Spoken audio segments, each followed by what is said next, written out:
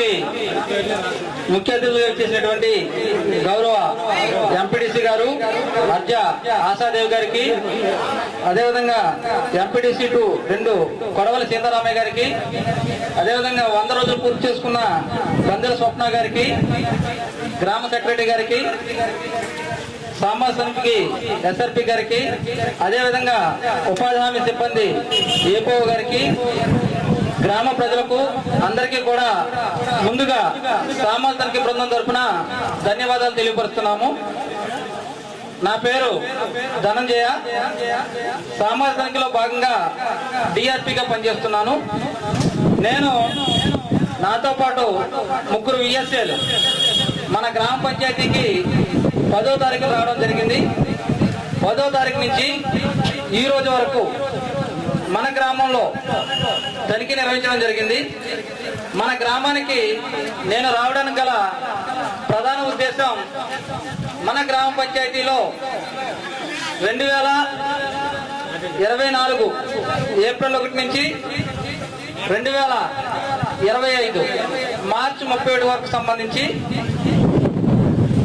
ఉపాధి హామీ పథకము మరియు దాని అనుబంధ శాఖకు సంబంధించి ఎంత ఖర్చు చేశారు, ఏ పనులు చేశారు, ఎవరు చేశారు, చేసిన పనులు అనేవి ఏ విధంగా ఉన్నాయి, అదేవిధంగా పని చేసిన పనులకు సంబంధించి వేతనాలు అనేవి ఏ విధంగా అందుతున్నాయి అనేది తెలుసుకోవాలనే ఉద్దేశంతో మన గ్రామంలోనే 10వ తారీఖు నుంచి ఉంటూ, అనంతరం తనిఖీ నిర్వహించిన తర్వాత మన గ్రామంలో జరిగిన పనులకు సంబంధించి, మనం చేసుకున్న పనులకు సంబంధించి గ్రామంలో గ్రామ పెద్దలందరి సమక్షంలో తెలుసుకోవాలి, వాటి గురించి చర్చించుకోవాలి. భవిష్యత్తులో ఇటువంటి ఏదైనా పొరపాటు జరిగినా సరే వాటిని జరగకుండా ఏ విధంగా చేసుకోవాలి, గ్రామాన్ని ఉపాధి హామీ పథకం ద్వారా మరింత సమర్థవంతంగా ముందుకు ఏ విధంగా తీసుకెళ్లాలనేది గ్రామ పెద్దలందరి సమక్షంలో, గ్రామ ప్రజల సమక్షంలో, రైతుల సమక్షంలో చర్చించుకోవాలనే సదుద్దేశంతో ఈ గ్రామ సభ అనేది ఏర్పాటు చేయడం జరిగింది. మీరు గమనించినట్లయితే మేము ఈ రోజు 10వ తారీఖు రాగానే మన గ్రామ పంచాయతీ వారి దగ్గర మన ఊరు పనితీరు ఒకసారి మీరు అటు చూడగలిగితే ఈ చార్ట్ అనేది రాయించడం జరిగింది. వాల్ పెయింటింగ్ అనేది వేయించాము. ఈ వాల్ పెయింటింగ్ లో ఏంటంటే మన గ్రామ పంచాయతీలో ఉపాధి హామీ పథకం ద్వారా 2024 ఏప్రిల్ 1 నుంచి 2025 మార్చి 31 వరకు ఈ ఆర్థిక సంవత్సరానికి సంబంధించి ఉపాధి హామీ పథకం ద్వారా ఏ పనులు చేశారు, పంచాయతీరాజ్ శాఖ ద్వారా ఏ పనులు చేశారు, చేసిన పనులు ఎన్ని పనులు చేశారు, ఎంత ఖర్చు చేశారు అనేది అక్కడ నమోదు చేయడం జరిగింది. ఉదాహరణ చూసినట్టయితే 24-25 ఆర్థిక సంవత్సరంలో మన గ్రామ పంచాయతీలో ఉపాధి హామీ పథకం ద్వారా చేసిన పనులు మరియు పంచాయతీ ద్వారా చేసిన పనులు మొత్తం 113 పనులు అనేవి చేయడం జరిగింది. 113 పనులకు గాను వేతనాల రూపంలో, అంటే ఎవరైతే వేతనదారులు ఉన్నారో, పనిచేసిన వ్యక్తులు ఉన్నారో వాళ్ళకి చెల్లించినవి 83,48,946 రూపాయలు అనేది వేతనాల రూపంలో చెల్లించడం జరిగింది. అదేవిధంగా మెటీరియల్ పేమెంట్ రూపంలో 45,59,930 రూపాయలు అనేది ఖర్చు చేయడం జరిగింది. మొత్తం 1,29,08,883 రూపాయలు అనేది మనకి 2024-25 ఆర్థిక సంవత్సరానికి సంబంధించి ఖర్చు చేయడం జరిగింది. దీనికి సంబంధించి తనిఖీ అనేది నిర్వహించడం జరిగిందండి. దాన్ని ప్రజలందరికీ అందుబాటులో ఉండాలి, అందరూ చూసుకోవాలి, తెలియని కాన్సెప్ట్ తోటి మనకి ఇక వాల్ పెయింటింగ్ అనేది వేయించడం జరిగిందండి.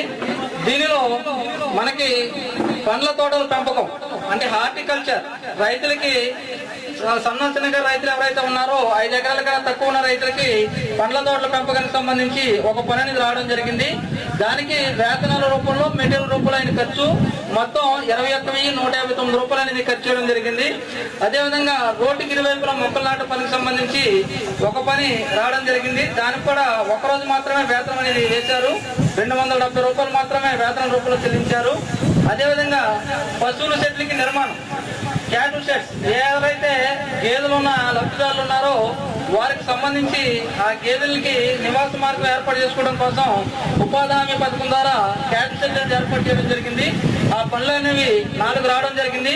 దానికి 2,58,523 రూపాయలు అనేది ఖర్చు చేయడం జరిగింది. అదేవిధంగా డిస్ట్రిబ్యూటర్ కాలాలు అంటే 1 మీటర్ వెడల్పున్న కాలువలు ఏవైతే ఉన్నాయో మన గ్రామ పంచాయతీలో 60 కాలువలు అనేది చేయించడం జరిగింది. ఈ 60 కాలువలకు సంబంధించి 54,83,433 రూపాయలు అనేది వేతనాల రూపంలో ఎవరైతే పనిచేసి ఉన్నారో వేతనదారులు శ్రామికులు వాళ్ళకి చెల్లించడం జరిగింది.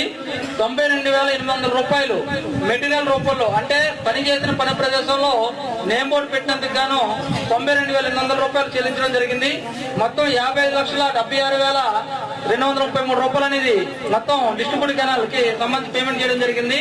అదేవిధంగా మైనర్ కెనాల్ అంటే పెద్ద కాలువలు 3 మీటర్ వెడల్పు 4 మీటర్ వెడల్పు ఉన్న కాలువలు ఏవైతే ఉన్నాయో వాటికి సంబంధించి 6 పనులను చేయించడం జరిగింది. ఈ 6 పనులకు గాను వేతనాల రూపంలో 24,62,150 రూపాయలు ఎవరైతే పనిచేసిన వేతనదారులు ఉన్నారో వారికి చెల్లించడం జరిగింది. మెటీరియల్ రూపంలో అంటే నేమ్ బోర్డులకు గాను 6,400 రూపాయలు అనేది పేమెంట్ చేయడం జరిగింది.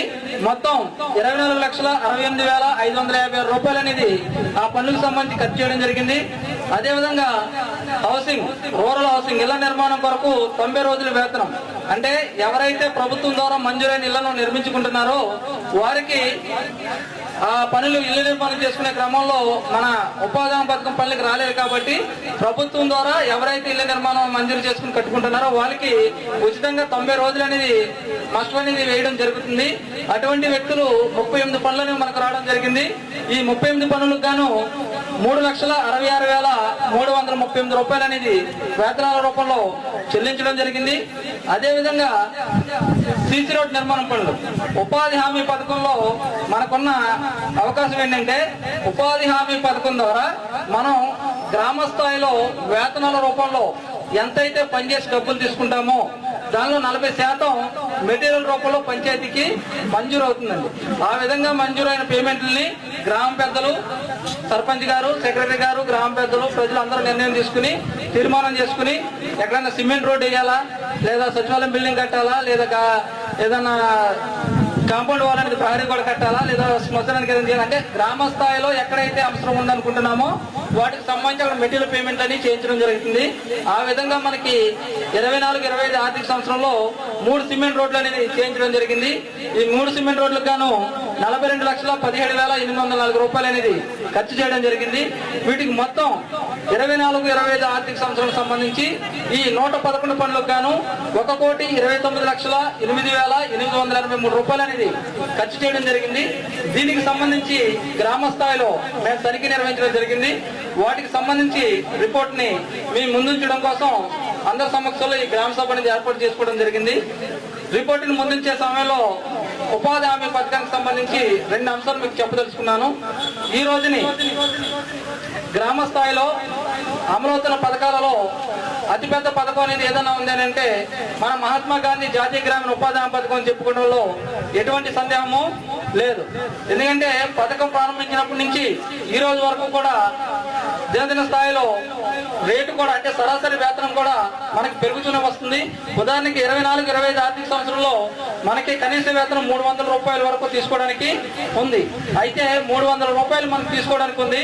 మనకు పడిన సరాసరి వేతనం 264 రూపాయలు పడటం జరిగింది. అంటే 300 రూపాయల కన్నా మనకి తక్కువ పడింది. 300 రూపాయల కన్నా తక్కువ పడింది అని అంటే మనం తక్కువ పని చేస్తున్నామా ఏం జరుగుతుంది అనేది ఒకసారి మేట్లు అనేది వివరణాత్మకంగా తీసుకోవాల్సిన అవసరం అయితే ఉంది. దాని గురించి కూడా మాట్లాడదాం.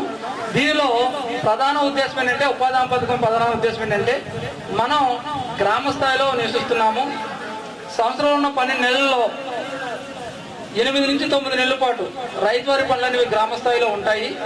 మిగిలిన ఈ 4-5 పనులకు సంబంధించి 4-5 నెలలకు సంబంధించి లేదా 3 నెలలకు సంబంధించి ఇంటి దగ్గర ఖాళీగానే ఉంటారు కాబట్టి ఆ ఖాళీ సమయంలో ఎవరైతే 1,000-2,000 రూపాయలకి ఎదుటి వ్యక్తుల మీద ఆధారపడకుండా అదేవిధంగా నెక్స్ట్ మీరు పనికి వస్తామండి లేదా మేము దగ్గరికి వెళ్ళి 1,000 ఇవ్వండి 2,000 10,000 ఇవ్వండి అని అప్పు తీసుకునే విధానం కాకుండా అట్ ది సేమ్ టైం ఈ గ్రామంలో పనులు లేవు, వేరే గ్రామానికి వెళ్ళి పని చూసుకున్నాము, ఈ 2-3 నెలలు వేరే గ్రామానికి వలస వెళ్దాము అనే విధానం కాకుండా కనీసం ఒక ఆర్థిక సంవత్సరంలో అంటే 365 రోజుల్లో 100 రోజుల పాటు మనం ఉపాధి హామీ పథకం ద్వారా వాళ్ళకి మనం పనిని చూపించి ఎంతో కొంత ఆర్థికంగా మనం భరోసా ఇవ్వగలిగితే గ్రామ స్థాయిలోనే వాళ్ళు నిలదొక్కుకుంటారు అనే సదుద్దేశంతో ఈ పథకాన్ని అనేది ప్రారంభించడం జరిగింది.